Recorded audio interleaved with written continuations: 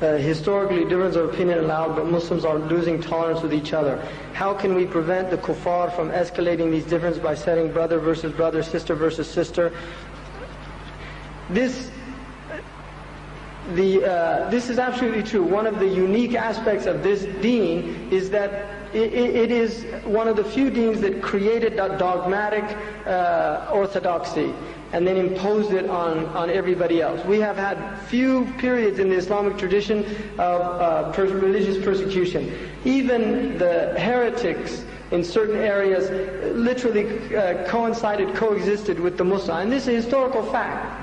And people, the Shia, even though we have vast differences, and I don't know, there might be Shia here with deference to them, but we have vast differences of opinion between the Sunni and the Shia in terms of our understanding. Despite that fact, the Shia were not called kuffar by the Muslims, except for certain heretical sects amongst them, but certainly not the Ithna Ashariya. And the Muslim Imam Malik radiallahu anhu said that anyone who cursed any of the Sahaba were fasiq, that it was fisq. It was not kufr, but it was fisq. And he radiallahu anhu, although he did say anyone who accused Aisha radiallahu anha of what they accused her of was a kafir because they denied the Quran. But the point is, and even the Zaydiyya, who are a branch of the Shia, but they're not Rawafid. The Rawafid, in fact, rejected Imam Zayd. The Zaydiyya are very close to the people of Sunnah.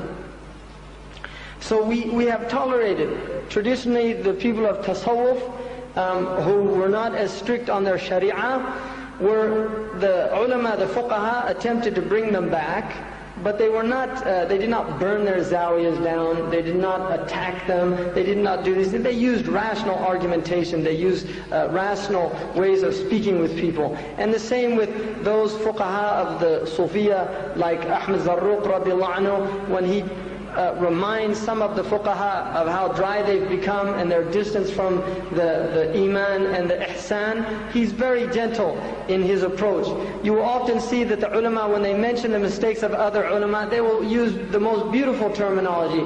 وَلَعَلَّ الشَّيْخ لَمْ يَبْلُغْهُ الدَّلِيلُ, or رُبَّمَا, they'll use these beautiful ways of saying, maybe the shaykh didn't know this, or maybe the shaykh wasn't aware of this dalil, or maybe his understanding was of such and such. And this is the way they talk. And what has been noticed amongst the ulama is those people that did not study with scholars are very harsh in the way they speak about other scholars. And I will give you a qa'idah that I hope all of you take it home with you today.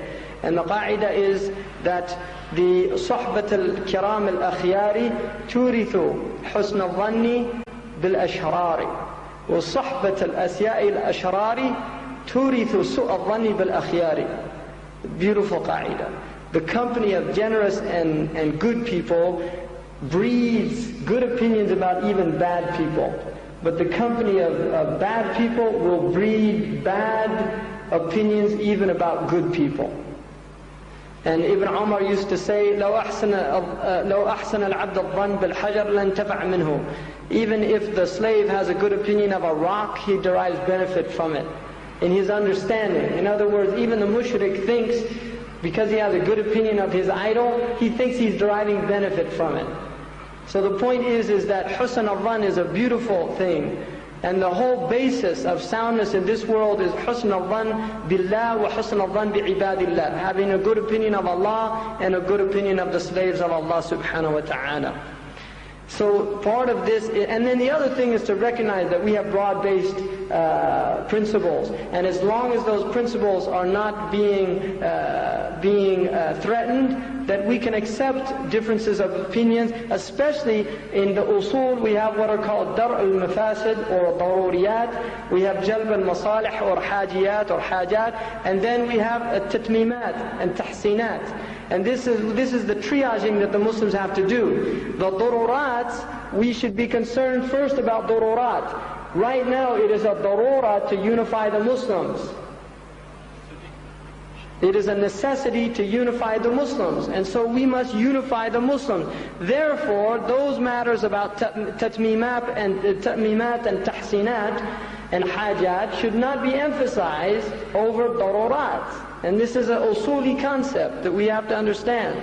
And do not, my understanding now is that anyone attempting to divide the Muslims in this age is a shaitan, and he's benefiting the kuffar and the enemies of Islam. And those people trying to unite the Muslims, we should have good opinions of them and good opinions of their intentions. And those people that say that they're attempting to unite the Muslims, but the fruits of their actions is that they are disuniting the Muslims, are shayateen. And anyone who makes a claim, as Ahmad Zarruq said, he's exposed to creation for what he is, a mudda'i.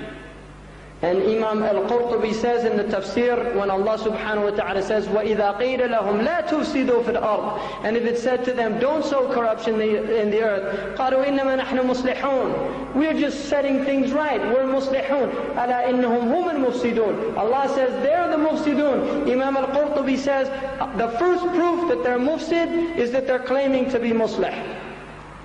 That's the first proof that they're a mufsid, is they're making a claim of islah. The real Muslims, they just do the job and they don't make claims. I'malu, just act, and then we'll look and see what the fruit of your action is.